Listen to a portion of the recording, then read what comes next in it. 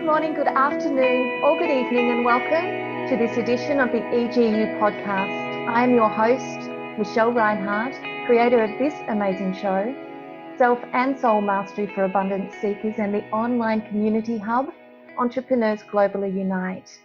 And today's guest is no stranger to the show. In the beginning of 2017, we put a mini mastermind to air, which helped our listeners connect to their special power, connect to their uniqueness, so that they can stand out in a crowded marketplace. We've also covered client attraction, so I will put those links into the show notes below. Today, guys and gals, please grab a pen and paper, set your intention to learn a new set of game-changing strategies for your life and business. Turn off your zings and pings, and we'll get cracking as I invite Vanessa Talbot out of the wings and onto Centre Mic. Hello, Vanessa. Welcome back. Hi, Michelle. So wonderful to be here again. It's always a pleasure. We keep coming back and moving around, and we're obviously doing some pretty powerful work in our individual and combined spaces. Mm-hmm. You know, when I first met Vanessa, her community was under 5,000 members, and it's now up to over 17,000. She's wildly engaging and hugely resourceful for those that are looking to step into the spotlight. Vanessa, I watch you show up for everything you do with a huge, compassionate heart, offering enormous value and uniqueness that spills onto those that you work with, myself included at the present moment. It's truly a joy and a pleasure to be a colleague with you as well as a friend. What I'd love to talk about today, and I know this is relatively unplanned. It is unplanned. Yeah, which is always the best way of doing it. We'll see what goodies we've got for people that are listening. Because I've noticed a dip and a little fear creeping into the coaching industry. And I've also noticed it into the healing industry, which is more mine as opposed to yours. So I'd love to invite you to speak into that and see if you're feeling the same thing that I'm sensing. There's definitely been a lot of talk around the coaching industry as such, but I've even got friends who, as I said, are psychics and mediums and that, and they've had it in their industry as well, where there is this sense or this feeling or even the word. So someone started the fear and now it's kind of, starting to catch hold for a lot of people, that the coaching market, for example, is saturated, that there's too many of us, and therefore some people are going to miss out, aren't they? Like a saturated housing market. And I have noticed with a lot of coaches that they're getting scared about that, the idea that there's not enough out there for perhaps all of us.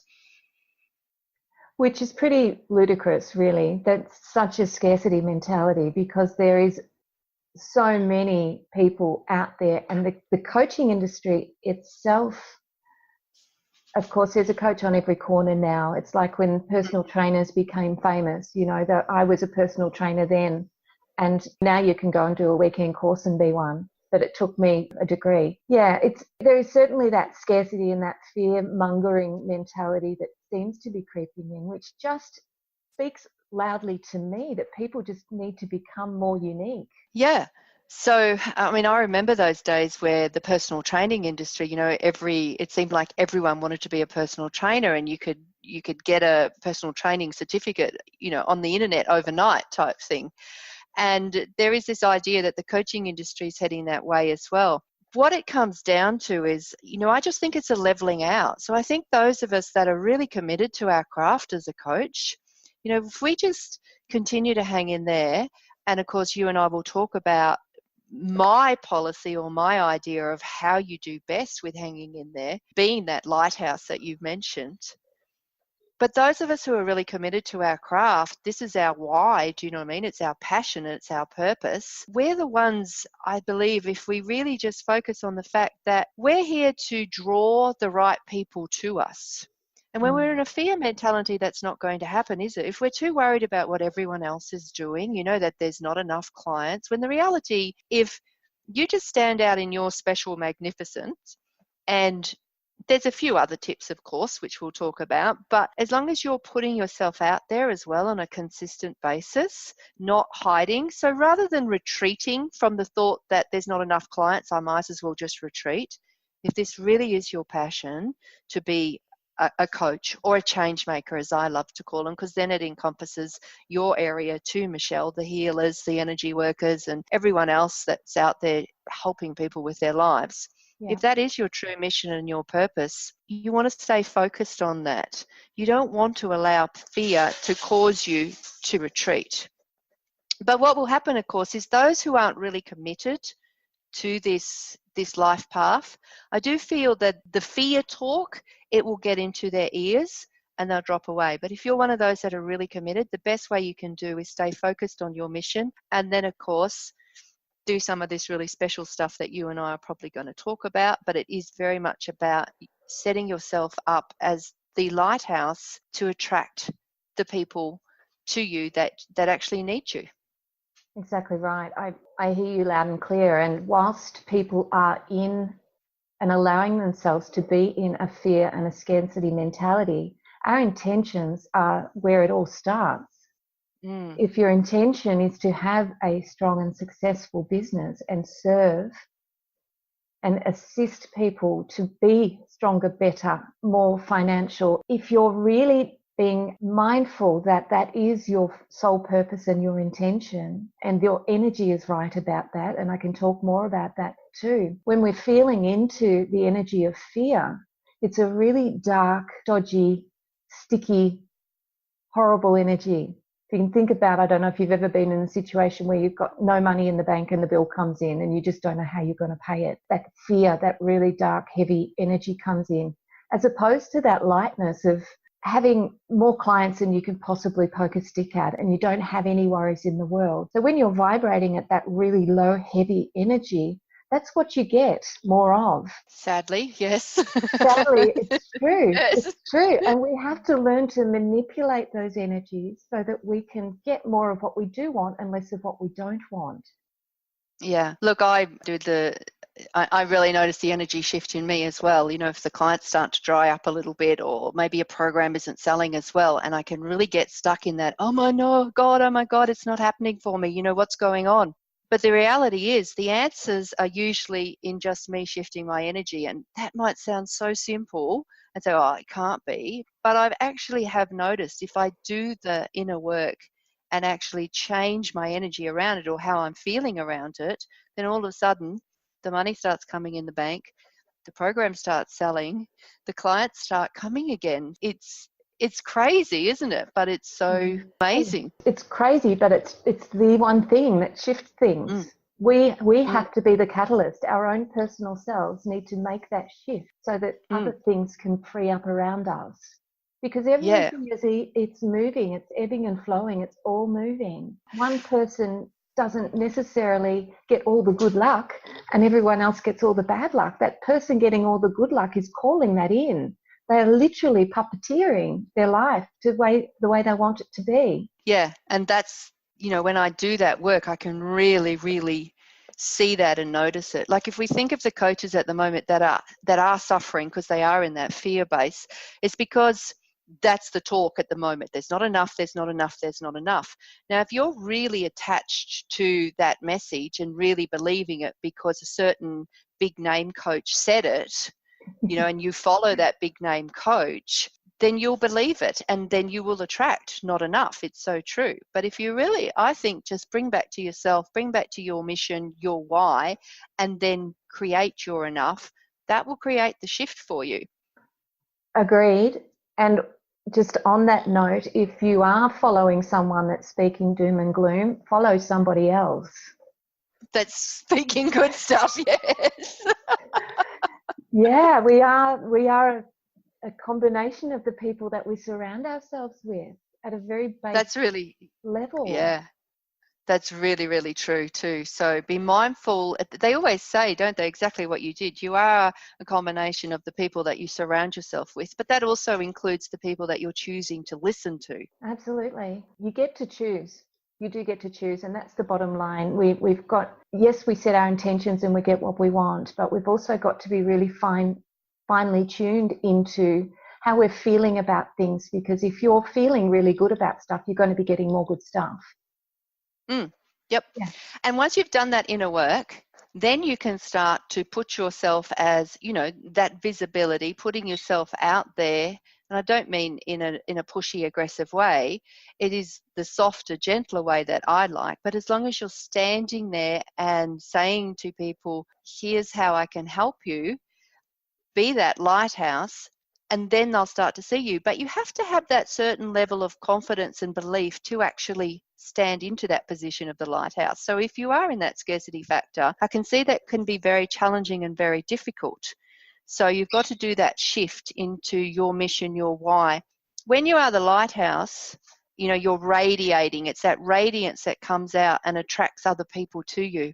And not just potential clients either, Michelle. You and I know it's also about the connections that we attract as well, the right people to us instead of the wrong people. Our peers, you and I are peers in this. Yes. All the people that we're surrounding ourselves with.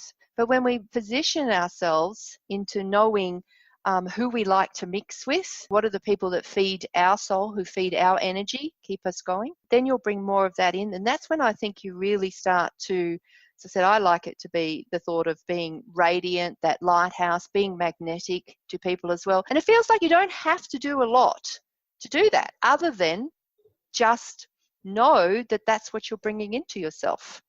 Yeah, you need to be in alignment with your truth. You need to know what you bring to the world, what your service and your product is.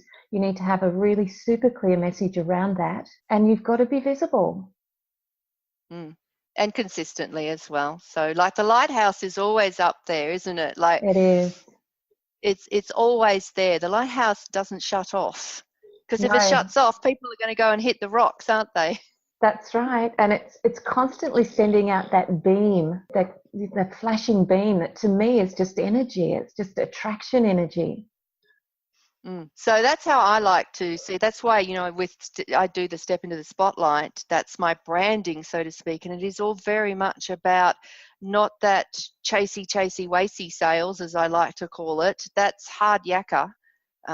That's very Aussie speak, isn't it, Michelle? It sure is. Hard yakka. I think we've already been pinned as Aussies, mate. For those of you not Australian, translated, that's really hard work. It's hard work. Yeah, it's hard work to feel like you have to chase for clients all the time. That's really hard work. And I also think that it can be really demoralizing as well. I think you actually, when you position yourself and know that you can actually attract the right people to you, if you are radiating and, like you said, being on message, knowing exactly what it is you're delivering and exactly who for, it then feels better, feels so much easier. Because I don't know if anyone listening has ever done the hard yakka sales stuff where you feel like you're chasing people down. It can feel demoralizing as well. But when you're standing there and people come to you, that's very uplifting. So it just raises your energy even more. It does. And I've had a background in multi-level marketing, so I absolutely know that pushy, shovey energy. And that feeling of having to chase people, and it never ever sat right with me. And that's probably, I was quite successful with it. I was in an aromatherapy business, so that worked for me with my healing. I've tried others that didn't work. We've all got our stories, don't we? And that's one other thing that I'd like to touch on with people that may be struggling or not doing as well as they'd like to be, is to really look at why that is and what's going on with you personally. I feel that our outer world is a reflection of our inner world. And if things aren't working well consistently and you feel like you're sort of spinning your wheels or on the hamster wheel, you need to look at why that is, what is blocking and stopping you, and heal that or address it and fix it. Because if you don't do it now, it's going to keep coming back and biting you on the bum later. Yeah. As I said, if I'm ever feeling out of sorts, it's straight into the meditation. I might light my candles, whatever it is that I need to do, but I'm very focused on the direction, the outcome, what I really want to happen in comparison to what I don't want to happen. So I think it's staying in tune with what you really want as well. You're so much better with all the energy work than I am. I'm a complete novice, so to speak. It's all your area to the max, but having done it for myself rather than teaching it like you do, but having done it for myself, I can just see the difference in when I'm not doing that work in comparison to when I do. And you know what?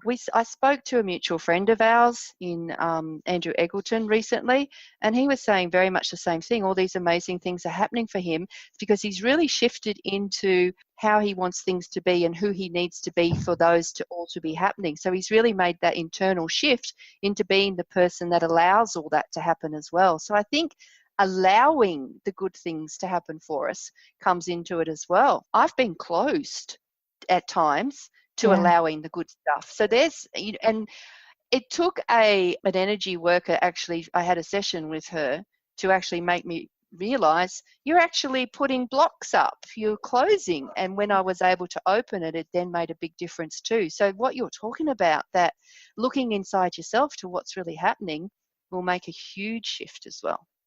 For sure. And there's one other thing that I particularly notice a lot with my clients, and that is that they do not have a really clear forward path and an end in mind that is super successful and 10 times better than what it could ever be in our human mind.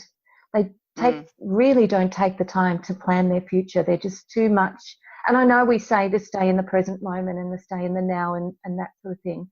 But I always say that if we don't have a big goal, a really huge, exciting, stimulating, get out of bed and get excited goal in your life, and you're not going to feel like that every moment of the day, but you've got to know what that feels like so that you can get through the rough days, get through the rough patches, keep your eye on the prize and keep lifting back up to where that energy is. And that will help enormously as well. Yeah, can I tell you a little story? This is interesting. It's about keeping your eye on the prize. When I first started my coaching, which was about 8 years ago, so it's been a while now that I've been around, but in my coaching intake class at my coach training school, there was about 33 of us, I think, 32 or 33 of us in my particular class. And within 2 years, there was 3 of us left. Wow. And within the next couple of years after that, there was only 2 of us left. And I think even now, 8 years later, there's 2 of us that are still active coaches with businesses that are actually full-time businesses that make us money. And I had to sit there and, because people asked me, why is that? How did you manage to get to the end while the other people didn't? And I had a thought about it. And it's also because I was really focused on this was what I wanted. There was no backup plan either. Yeah. Shut the door. Shut the door. I had no other options. I noticed the other people that were dropping away, and this is another thing for the coaches who are getting scared, right? They were getting scared and they would drop away and go back to the comfort zone of the 9-to-5 job that they were working in before or whatever, rather than being focused on what they really got into it in the first place. So for me, I had no 9-to-5 job to go back to. I was like you, Michelle, we didn't have that background. This had to work. Yes. I didn't want to go do a 9-to-5 job. I've got a beautiful property. I had a little girl. I've got all my horses and my wildlife caring. I didn't want to go and be spending all my days racing in and out to town working for someone else somewhere. And so it had to work. So I spent a lot of time on being really focused on that end result. So even like you said, you say live in the now, but I do believe you have to have that really clear direction, especially when you are in business like we are, whether you are a healer, whether you're a coach, whether you're a personal trainer or whatever. I think you have to be really clear and focused on what it is you actually want that life to deliver to you. Yeah. And that was me. I didn't have any plan B's or C's or D's to fall back on. So it had to work. And that was through clear, consistent focus. When I look at the other guy as well, he was in the same boat. Yes. Yeah. He didn't have any backup plans either or anything else to fall back on. There's a lot to be said about that for sure. So your energies weren't scattered. They weren't half in the full-time job, half in the part-time job. They were completely focused on what you do want. Yep, absolutely, complete focused. And so it was really hard for me in those early days because I only had a little girl and I was running this horse property as well. And so all day I would be out fixing fences, mowing lawns, looking after my little tiny toddler daughter.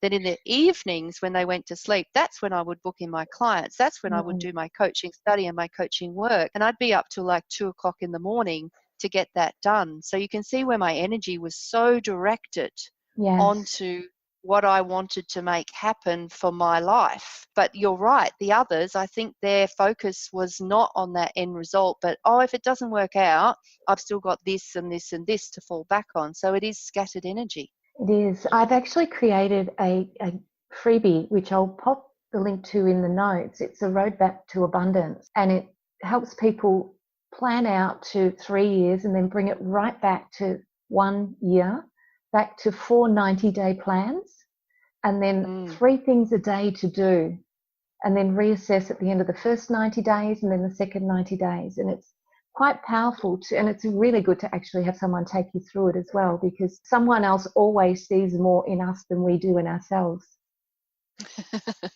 Sounds good though, your giveaway. That sounds awesome. Yeah, it is. It's a beauty actually. And it doesn't take long. It doesn't take long to refocus and realign on what you do want. And even if it's been a year since you did that, do it again. Keep that energy alive of where you are going and what you will accept and what you will have to reject and put away. 9 times out of 10, when we're running into the future, we're running into all of the stuff that probably will never happen anyway. And we get caught up in those downward spirals. But if you've got to focus on something, as I said before, that's super exciting, that really holds you in that passion place, which obviously both yours and my businesses do, because I can feel the energy that's lifted since when we came on. The first words we mentioned was fear, and now we're in excitement. But that's where we want everyone to be. And as a coach or a healer or whatever we are, that's got to be our ultimate goal for our clients and ourselves. Yeah.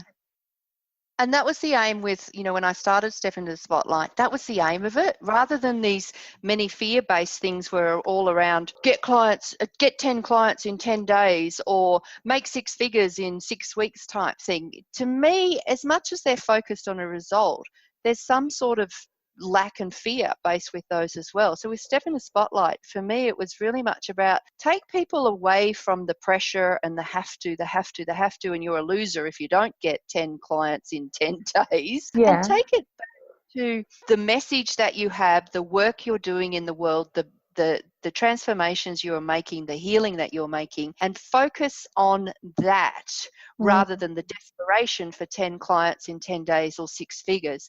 When you're really focused on what you're giving and what you have, that's, I believe, when you will start to make your 10 clients and all the rest of it to come in. Effortlessly, yes. Because if you think about it, get 10 clients in 10 days, already I'm thinking, oh God, that sounds like hard work. Sounds like I've got to hustle, Michelle, and I don't want to hustle. I don't like that word at all. I don't. I also feel that we've got a gorgeous combination here, the healer versus the, and then I can hand them all on to you, Vanessa, to help them build their coaching business once they're all healed. I love working with coaches. I work with some healers and personal trainers and wellness gurus and all the rest of it. But I don't know, coaches are super, super extra special to me. And I guess it's because for most, I see me in them as well. That was me when I was starting out as well. And I see that. See the potential in them. So it's kind of why I love that. And I love the coaches who don't just want to be like a backyard life coach as such, but they really want to step out and up into the world. This radiance, and really help to turn this world into a better place by actually being visible as well for that reason. Radiating that energy that you're talking about, Michelle, that feel-good stuff. I love the coaches that want to step up into that field. It's vital. Our world needs to shift, and anyone that's, I'll say it in the woo-wooest way I can, vibrating on the frequencies high enough to hear our message today are ready to step up. They wouldn't be attracted to us, to our message, to the show, if they weren't in that space where it's decision time. Yep. Perhaps they've already taken that first leap and gotten a little scared, and that seesaw But, you know, I did a live the other day and I spoke about my fear when I started being more visible. And I used to just, fear for me, the acronym was forget everything and run. And I did that for a long, long time. And now I stand in my strength and my power and I feel everything and I rise. And it's such a different space to come from. So that's what I'd love to encourage people that are listening to us, that are getting that excitement back. Find the people that are your people. And we do that by getting in touch with the deep essence within ourselves and coming from that space. And don't feel bad if, you know, if you're shy or introverted and it doesn't feel like you can naturally do this. You know, I'm super shy. And when I first started coaching, that particular intake day I was telling you about, the first day in my class, my coaching class, I couldn't even walk in the room. I was so shy. I stayed outside and sat on the steps until morning tea when I dared to walk in and then just sit up the back somewhere. And so it doesn't have to be something that comes naturally, but what you'll find is that the more you actually do believe in yourself and put yourself out there, the easier it gets, doesn't it, Michelle? Like it just starts to become more natural and easy, and then you kind of just step into the flow, and then it's just natural, and that's when all your people will start coming for you as well. I agree, and I believe too that when we put ourselves in that position of service and we start working with clients, the stuff that we don't know, we learn. And I've never been asked for more than what I'm capable of from a client. I've always known that little bit more, that little bit extra that they've needed from me, or I find out. There's no lack, there's no scarcity, there's only opportunities. Yeah, I always say to my clients, you know, who might have that, oh, but I don't know enough, or I haven't been a coach long enough, or I haven't finished my training yet. I say you only have to be one step ahead of your possible clients. You're just there to help them lead, you know, to lead the way for them. You only have to be one step ahead. You don't have to be 1,000 steps ahead. When I designed my course to abundance, which is a 14-day gorgeous transformational journey, my clients, I had 5 that started the first round on day 1. I was only on day 2. I was one day ahead of them. Yeah, that's how I rolled. That was so scary though. I've never done that again. But it was, I do it all the time. No, not to that extent.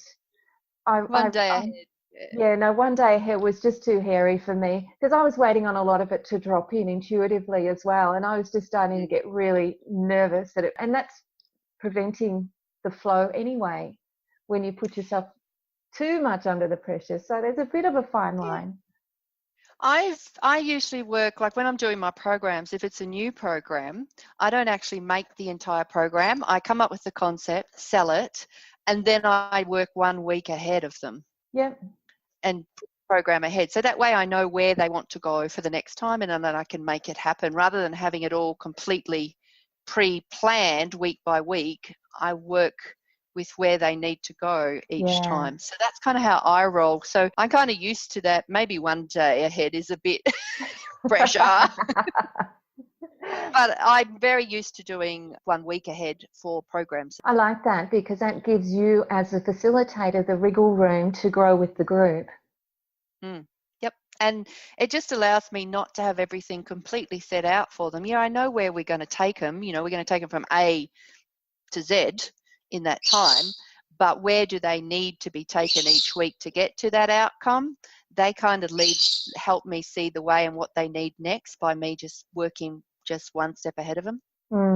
So Vanessa, I'm going to ask you to just sink in for a moment and just to give our listeners a piece of your brilliance with a few tips just to help them through this stage if they need it. So if you are a coach or any other industry at all that is starting to feel that, there's not enough, that the market is saturated, which is the word around town at the moment, what I really want you to concentrate on is, first up, how do you get to stand out above the crowd? That's how you'll stay in the game as well. How do you get to stand up? So first off, what's the one thing that is you and your message that you're going to get known about. You have to define that. And you mentioned that earlier on, Michelle, really honing in on that message.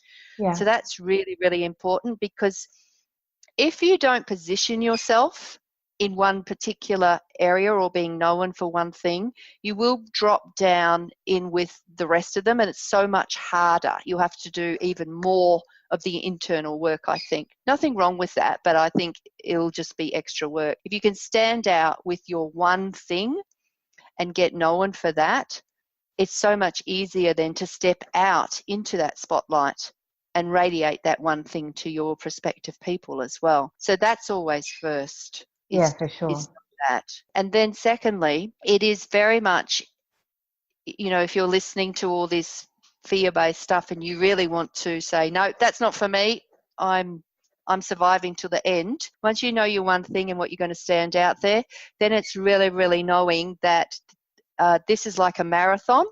Do you know what I mean? And some people will drop away, but those that win is not necessarily those that are going the fastest, but those that are most steady and focused on where the end is. Yes. So if you're really focused on what you're doing this for, the end result for you, that will keep you as well in the game and why you're doing this. If you don't have a big enough reason, it could seem quite natural that you will fall away. And if you do because of that, it's just because your why wasn't big enough, and therefore perhaps this was not the right path for you anyway. True. If you don't have the big why, perhaps there's something else out there for you. So if you do happen to fall away, that's something to think about. Perhaps my why, my pathway is still to show itself to me. Very true. And perhaps I like to remind people that their whole journey thus far has been absolutely perfect and exactly as it's meant to be. It's there's no right shame. No, not right or wrong, good or bad. It is what it is. And sometimes we do have to course correct and redirect things and get up and dust off and go again. And that's perfectly okay, because you'll have all of those extra skills that you've learned to take with you. Mm-hmm. So perhaps it's just, someone said it perfectly the other day in my Facebook group, and when you just want the words and then they don't come. He said it perfect. It's just the shift happening within the industry. Those that are still really dedicated and it is their true pathway will stay to the end, while those that might have got it in it because it sounded like a good idea or just on the fly, they'll probably be the ones that will fall away, but then they'll go off and find out what is really for them. So it's no shame, or if you decide, no, this is not for me, it's gotten too hard. Yeah. Just be mindful which voice you're listening to as well, whether it's that egoic voice, that one that's a little bit brash and harsh, that's not your truth, trying to keep you small, or whether it's that beautiful, gentle inner guidance that's nurturing you along. That's the one that is always telling the truth. Yeah. Say, like, as long as you know that this is what I want to do, this is what I got into it for, it can be also, like you said, you can get pulled back if you start stepping out of your comfort zone. And when you first get into coaching or the healing business or anything like that, there can be some big uncomfortable steps that we take as well. So just like Michelle said, just watch yourself on those steps, because if that voice is coming in on those steps, then it's possibly, like Michelle said, just the ego telling you. Just trying to self-sabotage you. Yes. It's but also, if at the end of the day you do decide, oh, this is just not for me, and you know in your true heart that it's not just the head, if it's just your voice in your head, they're the silly voices that you don't want to be listening to. But if it's your true calling on the inside, your heart, you'll really know it. Yes, I completely agree. Thank you so much, Vanessa. Thank you, Michelle. To take a quantum jump in your next level in life, if you're ready, we're here to support you with all that you need. To activate abundance, the very first thing you must do is ask for help. And one thing I know for sure is that when we're held accountable to our growth and understand why we're holding ourselves back, we can start to move past it, and we then begin to thrive. Vanessa, I'd love to invite you to share what you're up to at the moment in terms of programs and how people can find you. So Step into the Spotlight, that's held once a year. We're actually rearing up into that. So Step in the Spotlight is a complete 6-month profile building program for coaches and change makers, and actually show you how to position yourself with that one thing, get your message right, all that stuff you talked about, Michelle. That's the foundations that we deal with. Yep. And then we get to the really awesome, good stuff, the exciting stuff. And this is when you do get into this section, you will start to really feel your energy raise. And that's then how do you get out there, all that fun stuff like what we're doing, talking on podcasts, for example. That's just one of the avenues that I'll show you what to do. But it's completely how to define the message, and then all those avenues that will get you known, and from getting known for the work that you do. And then that will open you up not only with clients but with amazing connections as well. Once you have great connections in place, and I think we've spoken about this earlier, Michelle. Yes. Once we've got all those gorgeous connections in place, doors then really start to open as well when you are all playing together and all raising each other along the way. So Step in the Spotlight is very much about that. It's that complete coach journey from unknown to actually being known and living up in that energy and inviting all those people to come to you. Oh, I love that. Come and play. It is. It's actually my favourite program. I absolutely love it. I just love watching the transformation in the people that go through it as well. I have so many, they've only just started, and, you know, they don't know what they're doing. They're really shy. All that sort of stuff comes. And then by the end of it, they're just mega queens and goddesses, you know, out there just doing their stuff. I love it. Yeah, I can tell. And this is this heart that we're talking about in people. You're the lighthouse. You're that radiant glow that's just an attraction magnet because you found your purpose and passion and you're living it. Yeah, I just love working with coaches. Yeah. I love making them see themselves as, you know, the celebrity in their field, you know, the standout in their field, and just radiate that. I just love it. I love seeing people step up into that, from being so shy and not knowing what to do to just starting to really own it, you know, in a really good way. Yeah, I love what you're providing here because there is so much fluff and filler and noise out there that it can become very, very overwhelming. Yeah, I made a promise to myself, you know, because I worked with coaches as a coach mentor when they were students for so long. So I was really, really, really in tuned into what their biggest problems was as new coaches. And this program was devised around that. Beautiful. So that was the purpose of it, because they were the people that I could see were struggling. But I made a promise to myself not to offer, you know, 10 clients in 10 days or 6 figures in 6 weeks or any of that stuff that to me is fluff, and really say to you, you know, this is 6 months. This takes time. Yes. I'm not going to turn you into Tony Robbins even in 6 months. Do you know what I mean? But you will have found your power, your light, and you will be radiating it by the end of the 6 months. Beautiful. Well, thank you so much, Vanessa, for shining the light onto my show, as you've done before and have done so brilliantly again today. Thank you so much for joining us. Thank you so much for the invitations. It's my pleasure. So I'm sure you've loved our message today. Be sure to subscribe below so you can continue to thrive with us. You can join us in community as well at Entrepreneurs Globally Unite on Facebook. And that's my group. It's a gorgeous community. And you can find me, Michelle Reinhardt, michellereinhardt.com.au, and all of Vanessa's links and freebies and goodies are in the show notes below. So thank you for joining us. Have a fabulous week, and we'll see you next week. See you guys. See you, Vanessa. Bye.